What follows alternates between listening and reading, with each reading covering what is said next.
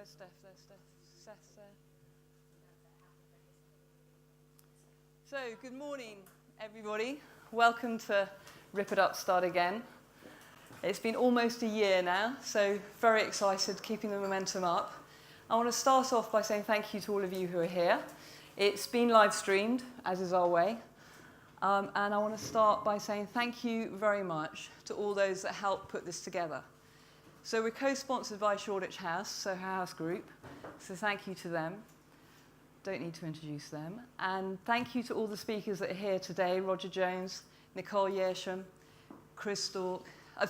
Damien Stork and Chris Beattie, and I'll introduce them later. So also, obviously, thank you to the main sponsor, which is Honey. So Honey is a creative business consultancy. And what they do is they shape, they create, and they champion change. So we have a dedicated team of experts who help build and inspire businesses, brands, and products. So that's what Honey do. And the other person I need to thank from Honey is Steph, who's the marketing manager, who helps put this together, and Seth, who writes all the outtakes. Fantastic outtakes that we have on our website, honey.co.uk, so please have a look. Please tweet away, and Steph will be running the tweet feed for later for the question and answer panel. So what we'll do is we'll have our first speaker, second speaker, third speaker, who's actually two people, and then they'll all come back and do questions and answers. So we like the audience to participate as much as possible. Please be challenging. And we'll obviously feed the questions that are from the live stream. So can I start by saying welcome to Roger Jones, who is a digital director, non-executive director and investor. And if I could hand over to you. Excellent. Do I need to give you this? Absolutely nothing. Thank you.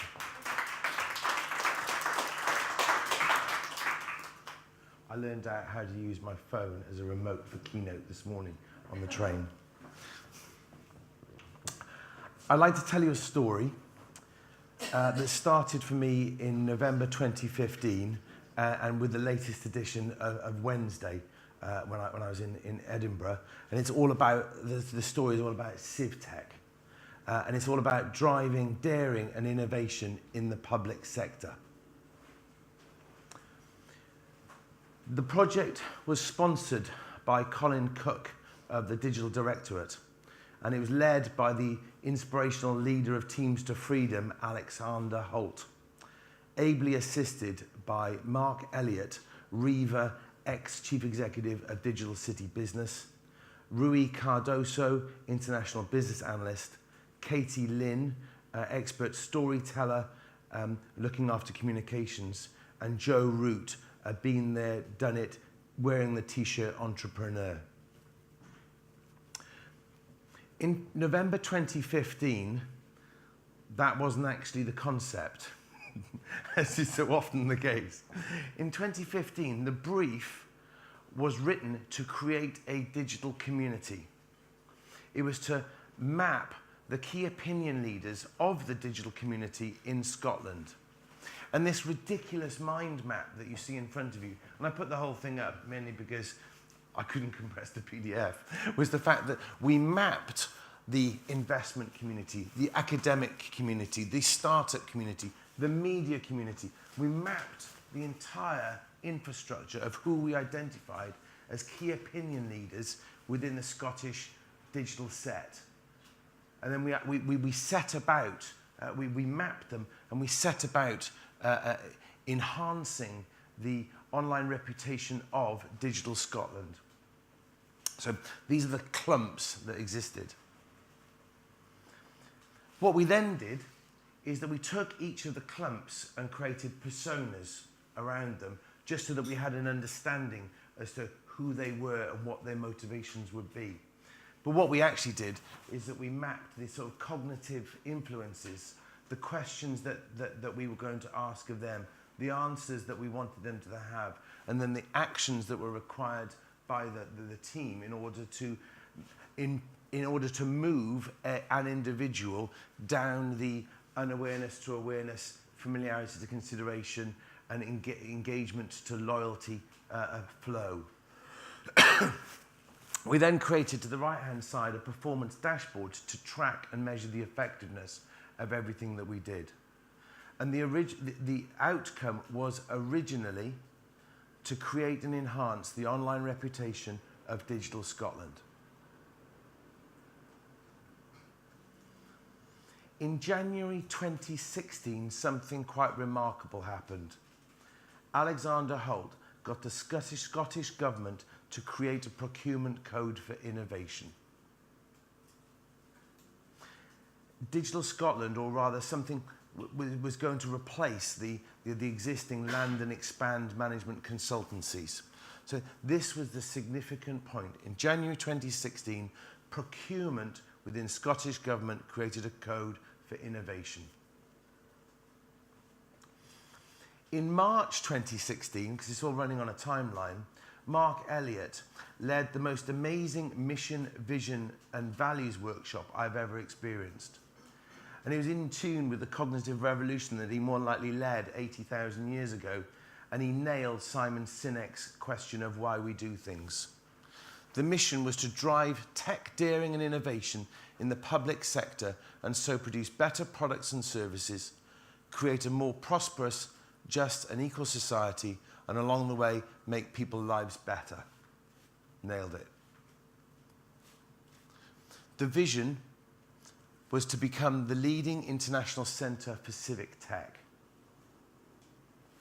The values, the mission itself, the brutal truth, honesty and straightforwardness, action with thought and intelligent risk. I tried to get myself in there somewhere. The right people, teamwork and mutual support, continuous improvement, innovation and marginal gains, intelligent collaboration, doing the right things, same inside and outside, the right things, fun and enjoyment. What a great set of values to have. And so, on an afternoon in March 2016, CivTech was born. Now what were the vision here, the flow of what was to happen? What the thought was, is that the CivTech team would go to the Scottish Government departments and ask them for challenges that they would like for them to overcome or to answer. This would then go into the whether it be from public sector, large companies, SMEs, into this think tank to explore whether these were the right ideas. There would then be applications made by a set of startups or scale-ups into an accelerator program of 100 days, where they would come out of it with an MVP, with a minimum viable product that they could then take to market because they already had their first customer. But being Scottish and entrepreneurial, they could take to the world. So this is quite a groundbreaking flow within the public sector.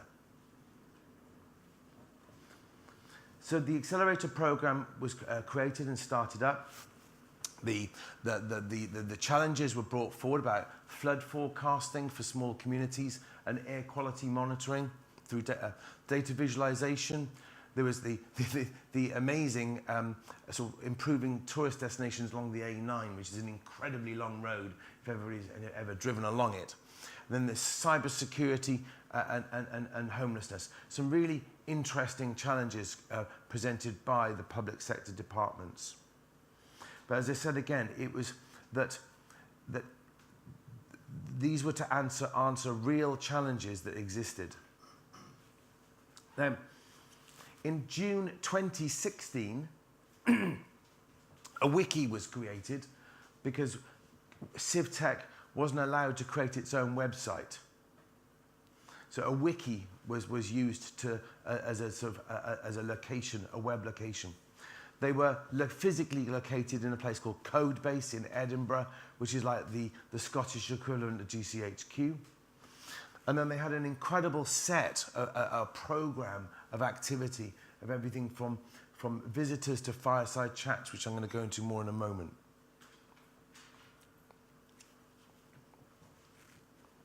What happened in November 16, there was obviously a transformation moment when I completed my growth hacking meets digital analytics meets dog workshop for them, which took them forward in how they should go to market with sort of brutal simplicity of thought.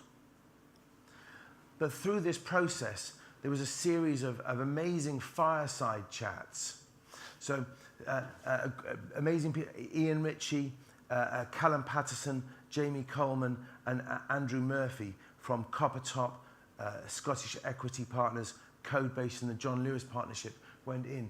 But the most amazing in the picture here, I wasn't in the room at this moment, was the fact that this was the day that Gareth Williams sold Skyscanner for 1.4 billion.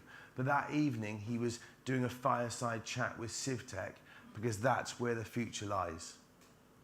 Down the right-hand side is on the wall the set of visitors that have walked and talked around the accelerator room in this environment in Codebase, which is again the great and the good of Scottish business, society and politics.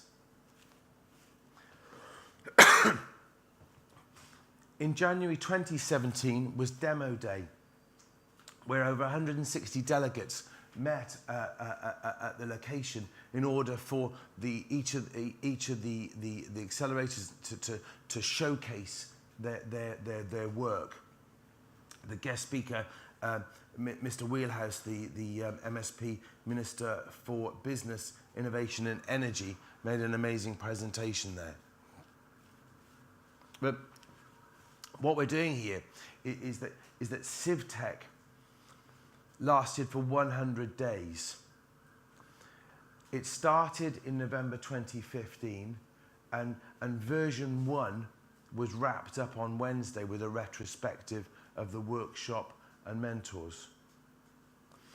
Version 2 is going to start early in April, and that Civtec is now seen as a shining star for Scottish innovation and digital development.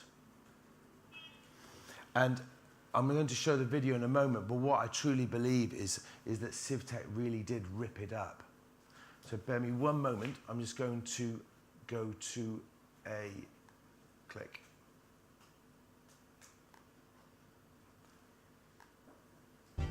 Some of this will work, some of this won't work, and that's a good thing. It's about reaching out, making ourselves more open and embracing the potential for new ideas. One moment. For me, that's the kind of really exciting bit of... I'm just going to move that one. Bear me one moment. Always got a little bit of tech. Okay. I think... okay, bear me a sec. Here we go. I think that's going to be the better one. what Civtec's doing. The first 15 I'm going to rewind it it so that you get the full impact.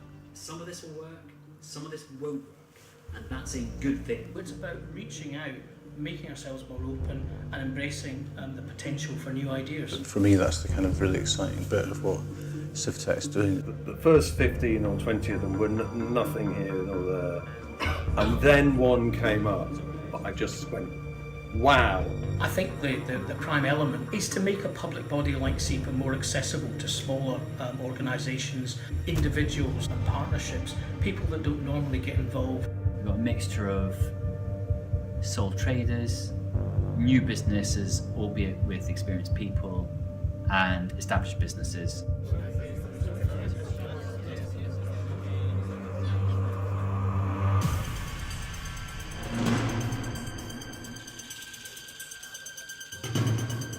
So there's real potential here, quite profound potential, around how the government does its business.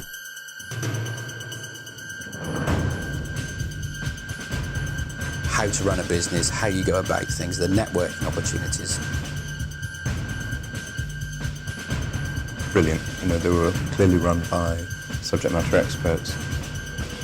There were one or two speakers who came who were just mind-blowing. It places the citizen at the heart, I think, has helped shape our product, made it a better product. I'm a, long in the tooth salesperson, and I know to get access to the kind of people that we had access to, it could have taken me 5-10 years to actually phone and perhaps not have achieved that contact.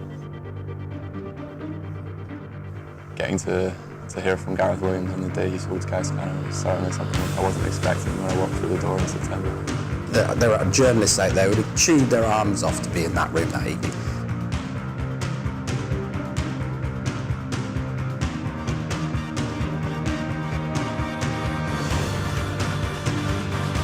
That environment of sharing is massively important. We have just hugely leapt forward. It's been people talk about roller coaster rides. The only thing for us is that we haven't had the down bit. The end result has just been fantastic. It's remarkable. I think it's just amazing what's happened. It was a whole new experience. Exciting, scary, daring. Dynamic, hard work, challenging. Totally groundbreaking. Demanding but awesome. Just do it.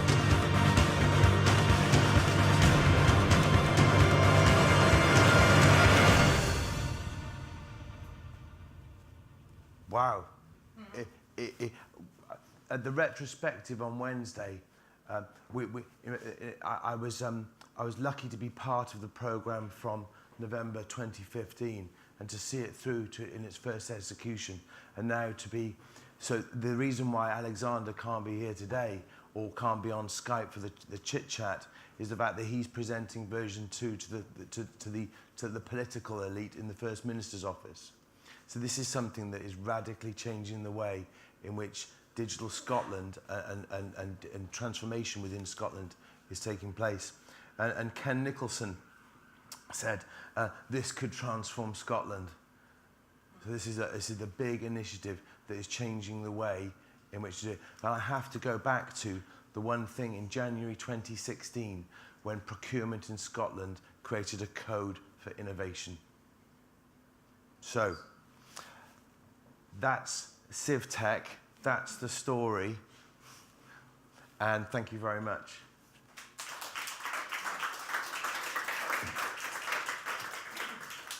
Wow, awesome. So this is what Rip It Up, Start Again is all about. It's about disruption. It's about recognizing all of those of you that are brave, that actually are sick of the status quo, and they want to take a stance, and they want to rip it up and start again.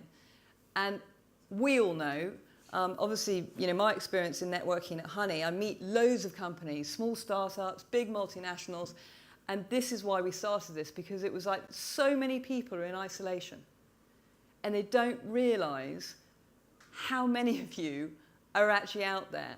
So Rip It Up, Start Again is the voice. It's a theatre, it's a stage for people to come and share their stories. Because it's our belief at Honey that the more stories you hear, the braver you will get.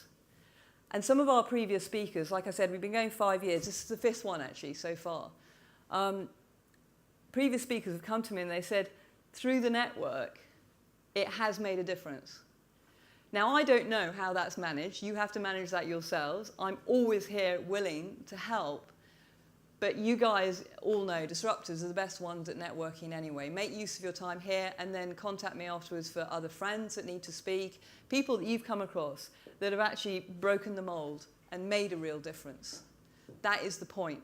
Because the more of us that start doing this, the more strong this economy, this disruptive economy, is going to build. The more businesses that will build. And it's very much my belief that actually this is a new economy that's a due diligence, if you like, for the big corporates that want to acquire and buy. Because you know what? You're probably better at innovation. You're certainly quicker at innovation. You saw Roger's story there. I mean, that was phenomenally quick at making breakthroughs and making things happen. So that's Rip It Up and Start Again. Our next speaker, thank you, Roger. That was really kind, thank you. Our next speaker, Nicole Yearsham, has been innovations in her blood. In fact, she only told me yesterday, I'd missed the tweet, that her dad, Mike Yearsham, who was voted at the IPA list of the top 50 greats, he was totally innovative in the world of media, which I'm not sure if anybody from media is here today, but people that are from the advertising crew will know of Mike Yearsham. And Nicole is here to speak. She spent 17 years at Ogilvy, and she founded Ogilvy Labs, which was in itself 17 years ago a real breakthrough, and it was a real disruption. And it was within a very large, as we know, WPP company. She fought to change, really, I suppose at the beginning it was a digital revolution, frankly. We're now in second machine learning, as people say, but she fought her way, and I think you'll see from her sense of energy, she is a fighter. She is a leader. She is a disruptor. It's in her blood. It's in her DNA, clearly. And I'm really happy to introduce her today to share with you her story. Ogilvy Labs was axed last year, at the end of last year, much to my bemusement, which is why I contacted her, because I couldn't believe such a great innovation who had contact and interaction with the big brands who could really help and support, and she was doing this, suddenly ended. So I contacted her. We've become friends since then, and I'm really pleased to invite her on the stage here at Rip It Up and have her tell her story, where she's going, what the future holds in her mind, in her expertise, her experience, and we'll, at the panel at the end, the chit-chat, as Roger called it, we'll challenge her. We'll ask the hard questions. We'll challenge Roger and ask him the hard questions. How did you get those people in the fireside chats? It's not easy for all of us to do that, but let's ask the questions and find out actually how easy it is, because sometimes it's just do it. Nike. Anyway, over to Nicole. Thank you so much. Thank you.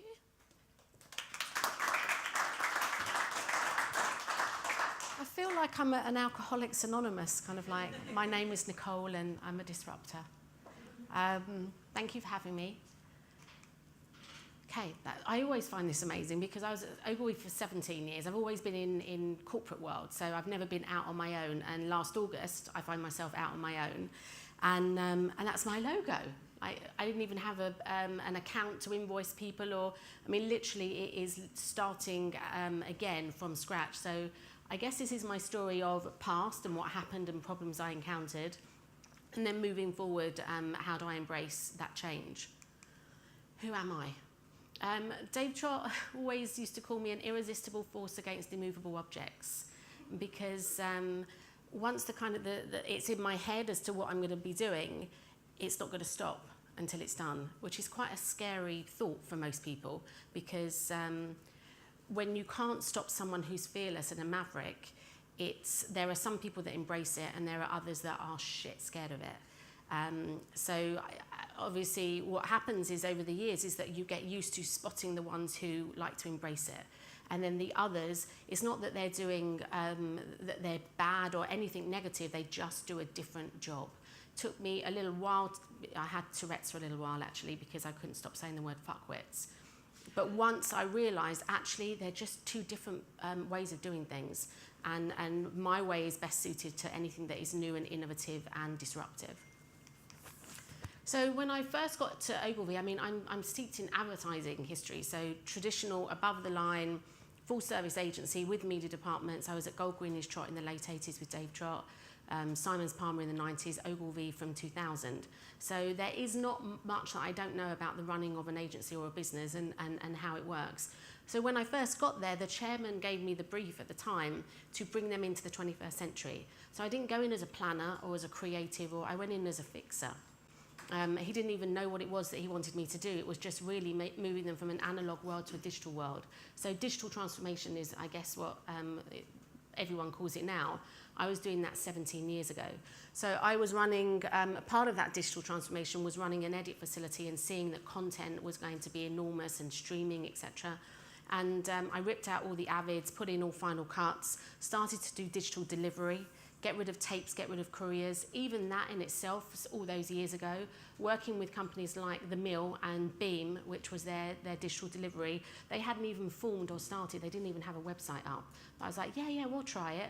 Because I put together a business case of this is how much Mattel was spending doing tapes and couriers around the world. If they had 140 commercials a year that they were doing, each time they did the commercial, they would do 80 Digi and DATs masters, say $600 a pop, and they would push that out to all the different countries around the world for reversioning.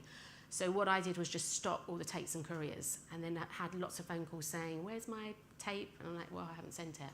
And then they would say, oh, you're going to make me miss my air date.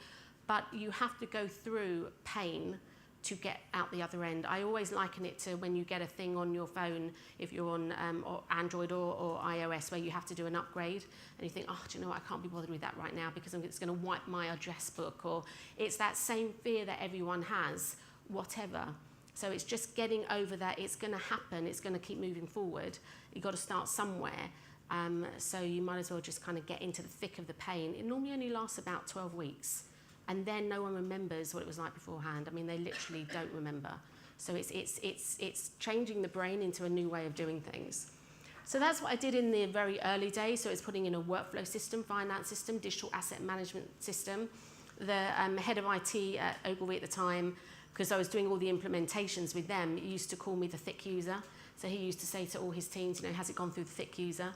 And I took that as a compliment because that would be me. I'm a UX person, I guess, in that old-fashioned way. Because if I could use it and I was going to implement it and train people, then if I went that way, then everyone would go that way.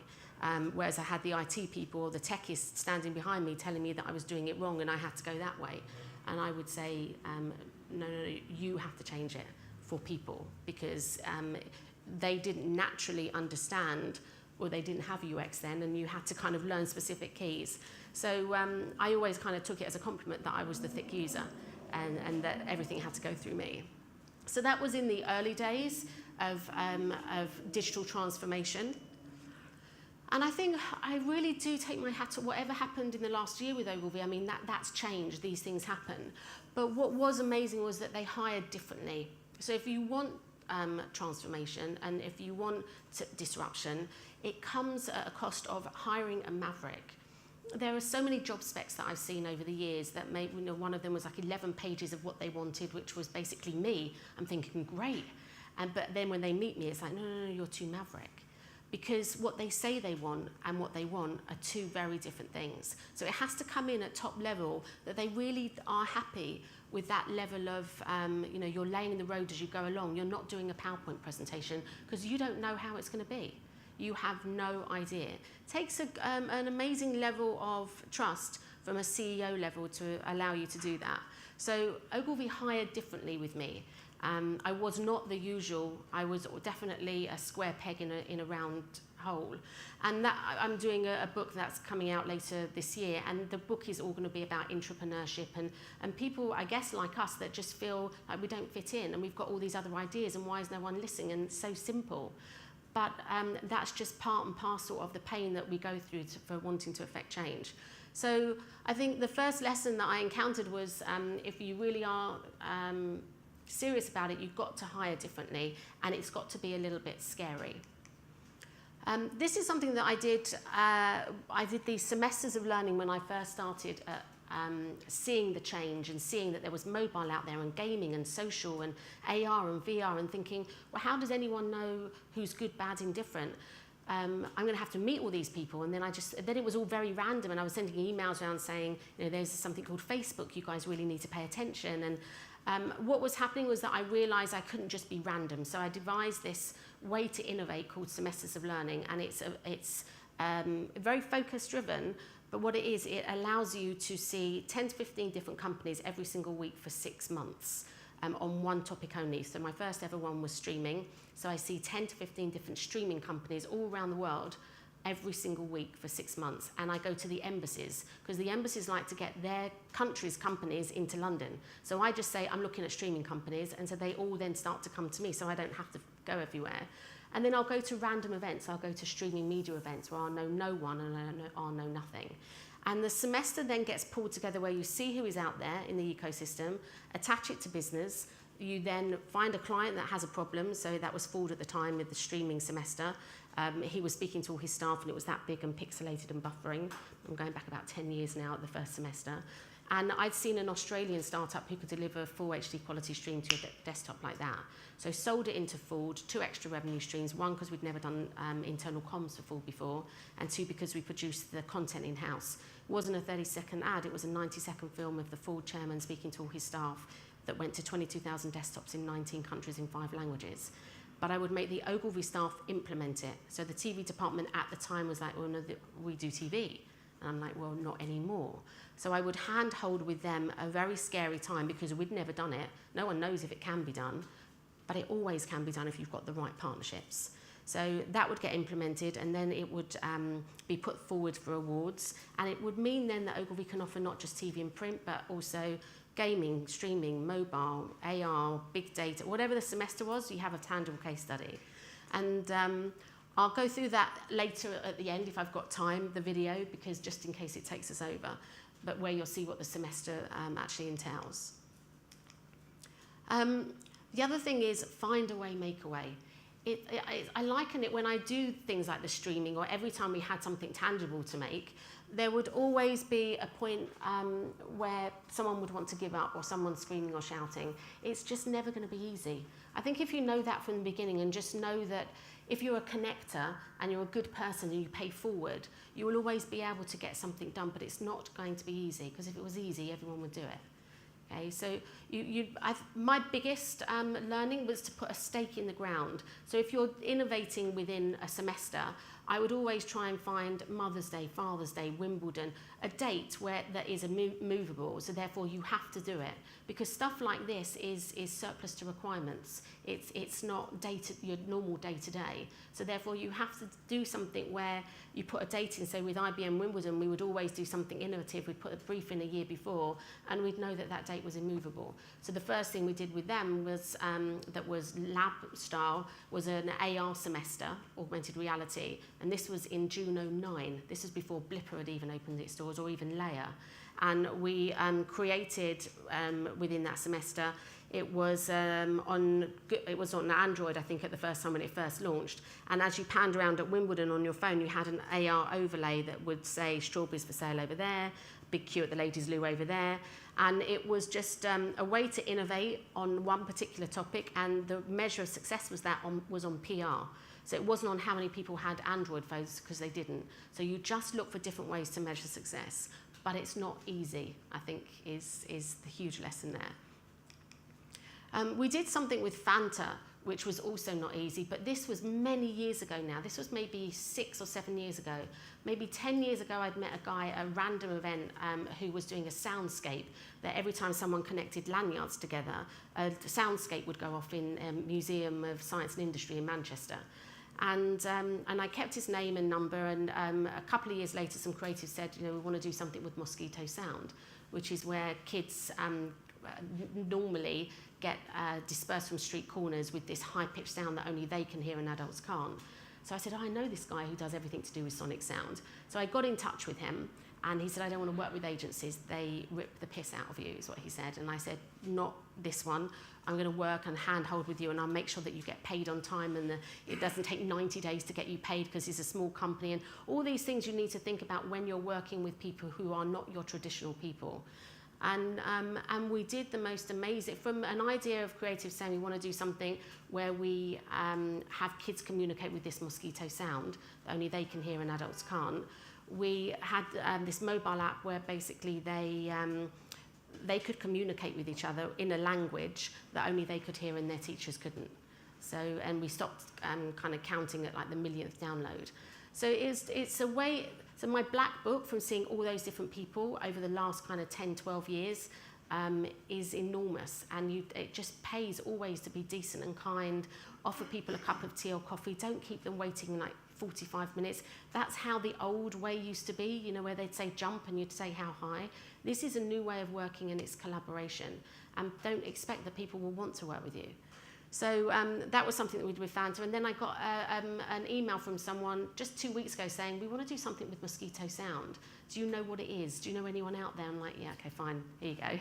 So these things come back always, whether it be a year later, 10 years later, they always have a habit of coming back. Be open-minded and open-hearted, which is what I just mentioned from that case study. It's like that with anyone doing anything new. You've got to build partnerships, relationships, see whites of someone's eyes. It's not a yellow pages, my black book. I've met literally every single person, and you get a reputation, and that is your values. It's that slide that Roger put up. You have your own inner values, and that's how you get shit done, basically, is by being decent and kind and paying forward. Find the diamonds in the rough. So when I first started at Ogilvy, I really found that it was very white, middle class, Oxbridge educated. And this new way of working didn't suit that way of being educated, because it was one answer and it's at the back of the book, and you're in an exam, there's no collaboration. And I just found that actually, and this was really from my son, my daughter was a straight A student, didn't hear from the school ever, they didn't even know what I looked like. My son starts there and he's about to be expelled every week. And I'm thinking, what? And the difference is he's like me. So he would sit there and ask questions like why and who said and how come. And a teacher would be offended and say, sit down and shut up, and I don't want to hear from you in 8 hours. And he can't. So therefore, then I'm looking at Sir Ken Robinson's talk, Creativity and Education talk on TED, or Seth Godin's blog post about hunters and farmers. All these are interesting understandings of actually the hunters, the disruptors, are the ones that question everything, and actually they're the ones about to be expelled. So I worked very closely with the school at the time with Max, and turned the headmaster around and basically told him that he's fucking up my kid and that's unacceptable, and helped him look at a different way of engaging with him. And we got in a translator teacher, so a teacher that understood Max and a teacher that also understood the teachers. So therefore, when Max could go to him and saying, oh, this teacher's just done that, and he could explain that teacher's point of view. It was the same within Ogilvy. I used to call it speaking Russian, that I would say something and people would look at me sometimes as if I was mad, and Gemma would say it, who was working closely with me, and they would get it. So I would just understand all of our strengths and weaknesses in emotional intelligence, and my weaknesses were her strengths, and then I played to it. So it was a flat structure, no hierarchy. It's just really understanding that emotional intelligence. So we set something up called the Rough Diamonds, which is a diamond shape, and it was going for 8 years until the lab closed. And it was working with the Ideas Foundation, who are a great organisation, who work with Hackney, Tower Hamlets and Greenwich and all the schools in that area. And we would say to them, give us 5 kids 5 times a year. We want the ones who are going to be expelled to come in. And they would come into Ogilvy and think, oh my God, I didn't even know this existed. They think that they're going to work at a Tesco's checkout. And at age 14 is when you normally lose them. So they would come in, we'd give them this kind of, oh, you can work here, but stay with your education, go to either Ravensbourne or School Communication Arts. And then you'll have the chance that when you've done those courses, when you finished your second year, we'll speed date you. And we speed date about 70 or 80 of them across every single course, because creative industries have all merged, basically fashion and textiles and 3D printing and motion graphics. Everyone can pretty much do the same thing. And so we would speed date them, we'd handpick 5 or 6 to work with us for the year. So they'd work for 12 weeks in the summer, and we would pay them London living wage, so it would remove again that stigma of only the wealthy ones could come in to town with train fares and every day over the summer. And then the deal was when they went back in September for their final year, they would then have to teach the teachers, because I was fed up with the teachers saying what industry wanted, and they hadn't worked in industry in 30 years. So therefore, they would then come back to us at Christmas, come back to us at Easter, and then we would look to employ. And we'd employ random positions that we didn't even have a job spec, we would make it up. And now we find that there's job specs out for creative technologists. We did our first creative lab technologist with Will, who was terribly dyslexic, and I got into trouble because his emails would go out with spelling mistakes. And I just said to Will, we'll just put on the end of your email, sorry for the typos, I'm dyslexic. Fixed. Obviously, when you're doing things like that, you have to be very kind of dogmatic in, I'm not changing how I am intrinsically, you're not going to make me change. So find the Rough Diamonds, and then they would come into Ogilvy, and Will now is Head of Innovation at VCCP. So he was 8 years with us as a Rough Diamond. There's Rough Diamonds in at Ogilvy all over the place. They're incredible, those kids. Also making sure when you're doing stuff like I'm doing, I understand business. I'm not an idiot. I'm not disrupting for disruption's sake. So I understood that I was going to be in a position where I was running the lab with no money and no help. So Ogilvy just paid for mine and 3 other people's salaries across a group of 1,800 people, 10 group companies, and the other 3 were under 25.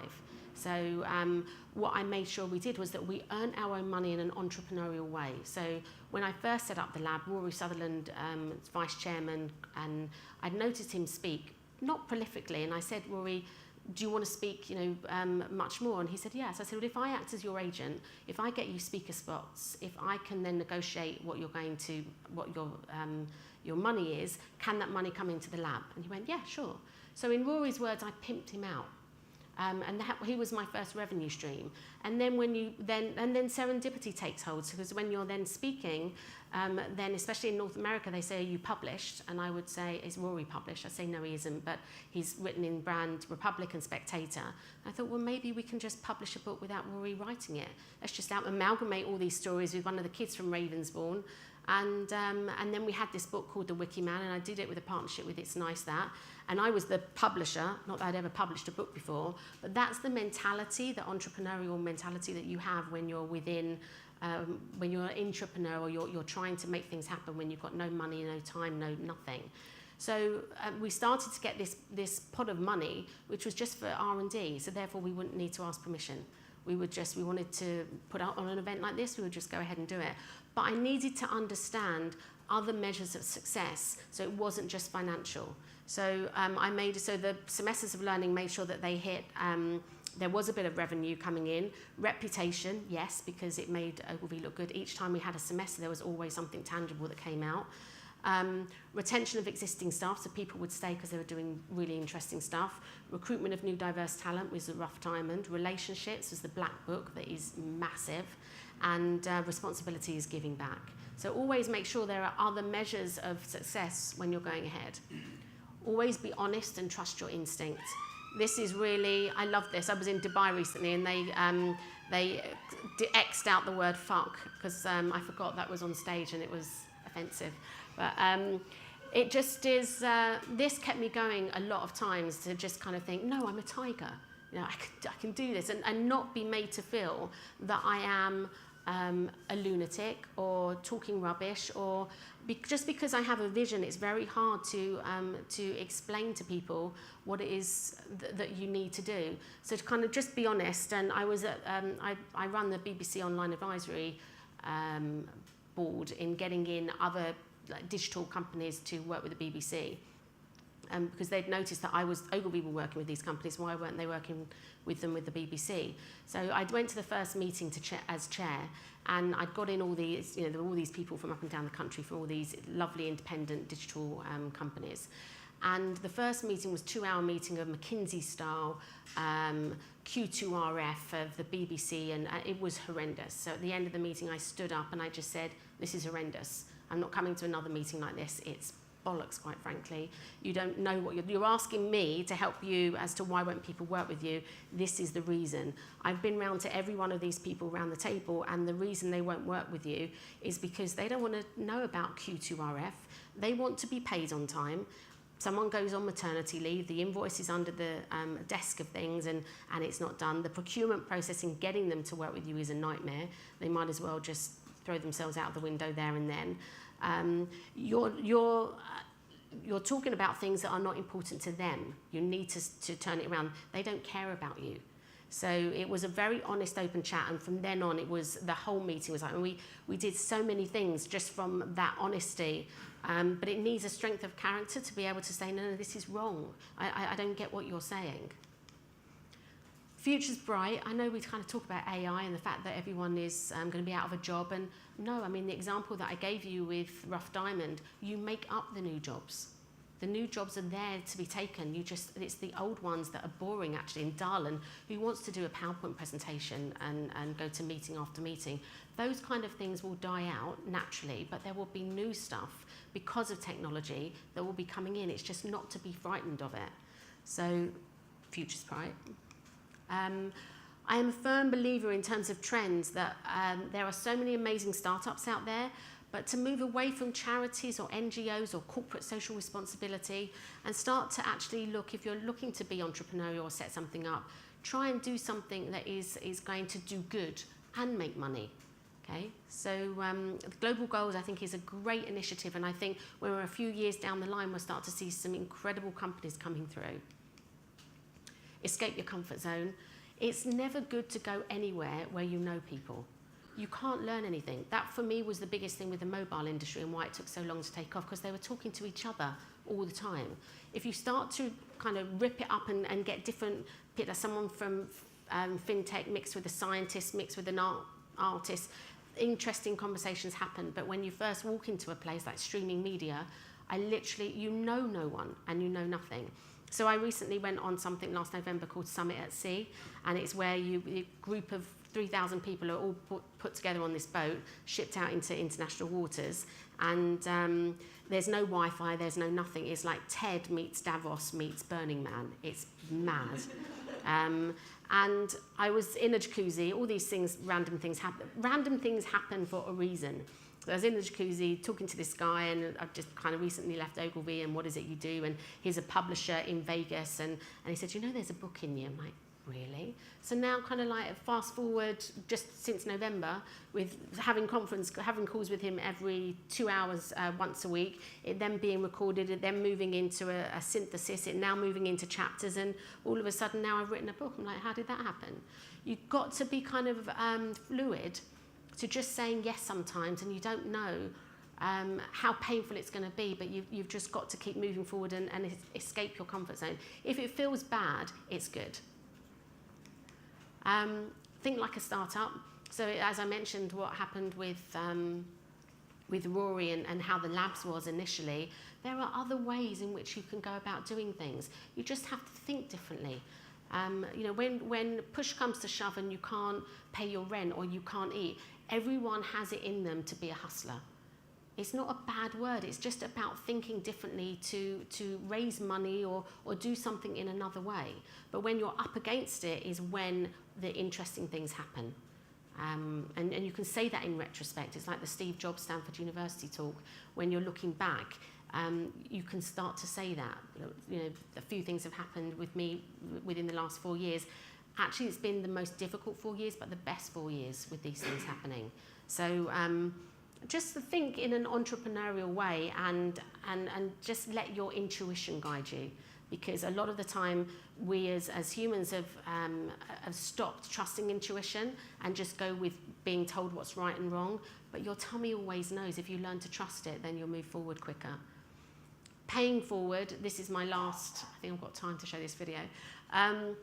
It's really important, like with the Rough Diamond stuff, or there was something called Ideas Foundation, to just give back just because you can, and you're not going to get anything back from it. Maybe never, but it will always come back in some way, shape or form. So there was a kid called Ross Bailey, and he was part of the Rough Diamond programme. He was at school Communication Arts. So I knew Ross when he was 17, when he first went to SCA. And Labs were the first people, the hero sponsors for SCA. So we were the only company, I think, along with BBH, that gave Mark, who was running the school, 10 grand for scholarships and just from our lab pot, because it was the right thing to do. And one of the kids there was Ross. He had this weird idea to do pop-up shops for like an Airbnb, but for retail. So therefore, you know, you had an empty shop, you wanted to use it for something. So he had this idea, we helped him, we mentored him. We're not going to get anything back. In fact, we're giving them money. And we just were with him and talking with him throughout the whole time that he was there.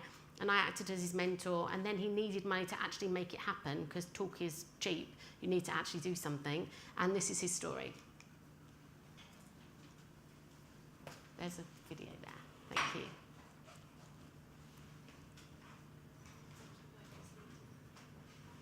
Oh, sorry, Steph.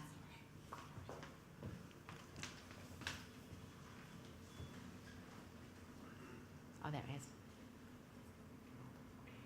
Was there for a year, came up with a few different ideas, and the summer of 2012, once I had left this place, you know, Queen's Diamond Jubilee, national moment, I decided I want to take a shop and I wanted to make an idea happen. So we called Nicole up, and I sort of said, look, Nicole, I've got this idea. You're a mentor at this school. Fancy lending me a little bit of cash?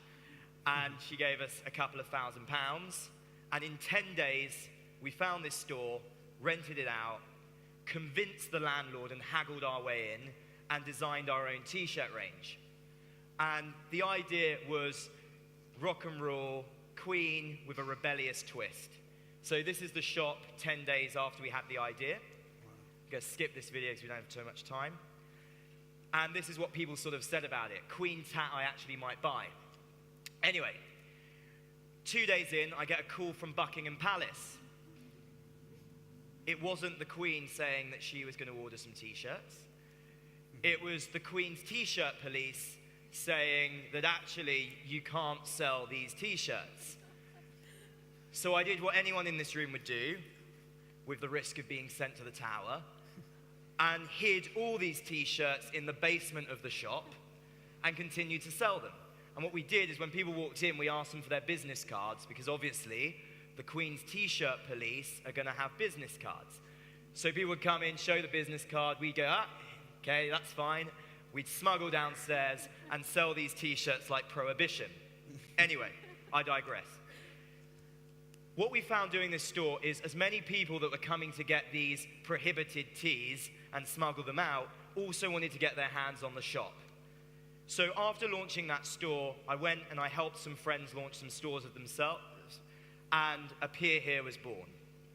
Today we match entrepreneurs like me and my mate to international brands like Apple and Marc Jacobs, and we help them find spaces from high street stores, locations like the Box Park, to luxury destinations like the Burlington Arcade.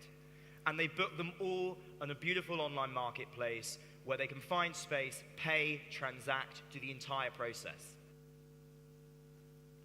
So that are the kind of endings that happen, and that's me. Thank you very much.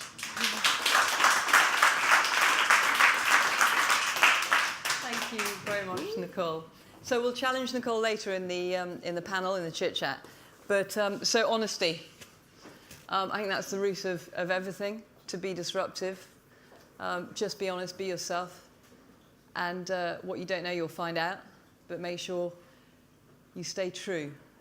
So the next speakers is Chris and Damien, who have founded Sharmini Hardcross, very interesting company that basically their values, and I guess what the heart of it is, teams are empowered when challenged. So they pimp themselves out to companies to actually deliver that. They've created interactive seminars which allow a business to focus on culture, on health and well-being. So what you invest in your people, you then get out in riches with productivity, happiness, well-being, brilliance. And it all comes back to ROI, which everybody obviously wants. So with no further ado, let me introduce Damien and Chris to the stage. Thank you very much. Thanks. I'm Damien, that's Chris. Just for clarity. Thank you very much. Oh yeah, shall I take that first? Thanks. Really enjoyed that, Nicole. I'd like to have you on live stream into our office, actually, for those days when we're feeling like it's all a bit of a battle. Yeah. And in terms of doing good and making money, we're halfway there. We think we're doing good. Hopefully the money will come at some point. So we are,